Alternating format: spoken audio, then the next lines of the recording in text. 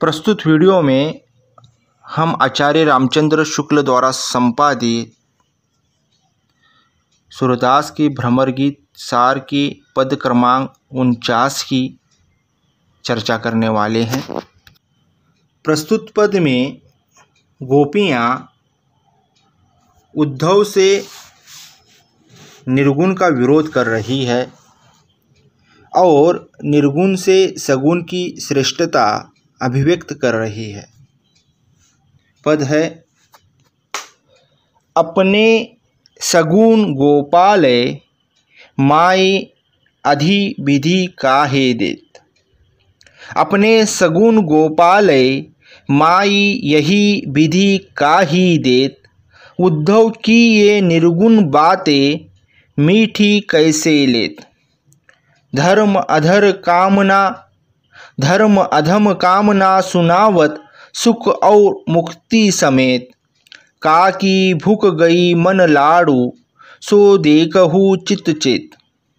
सूर श्याम तीजी को भूसफट के मधुप तिहारे है। तो प्रस्तुत पद के अंतर्गत गोपियाँ उद्धव से निर्गुण से सगुण कैसे श्रेष्ठ है यह बात कह रही है और उद्धव से कह रही है, हाय रे भैया, हम अपने सगुण गोपाल को उद्धव की इन चिकनी चुपड़ी बातों के बदले कैसे दे दें। हालांकि ये धर्माधर्म का विवेक बता रहे हैं और निर्गुणोपासना के फल स्वरूप संपूर्ण सुख और मुक्ति की प्राप्ति बताते हैं, तथापि हमारी समझ में ये नहीं आता। जरा अपने चित्त में विचारो कि मन मोदक खाकर किसकी भूख शांत हुई है।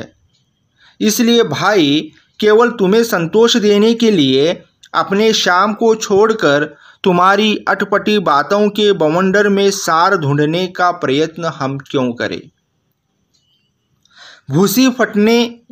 भूसी फटके कणों की कम संभावना वाली भूसी को पटोर कर कुछ कण हाथ भी लग जाएं तो इससे क्या होता है।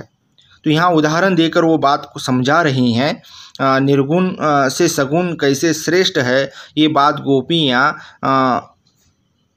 भूस फटके के उदाहरण से देकर कह रही है। भूस फटके में भूसी में कुछ सार निकलने का प्रयत्न किया जाता है, लेकिन उससे निराशा ही हाथ मिलती है।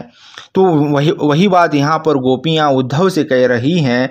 भूसी फटके कणों की कम संभावना वाली भूसी को पटोर कर कुछ कण हाथ भी लग जाएं तो इससे क्या होता है।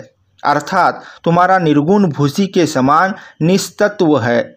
यदि बड़े प्रयत्नों के बाद भी उसमें कुछ थोड़ा बहुत सार निकले तो भी वो हमारे किस काम का।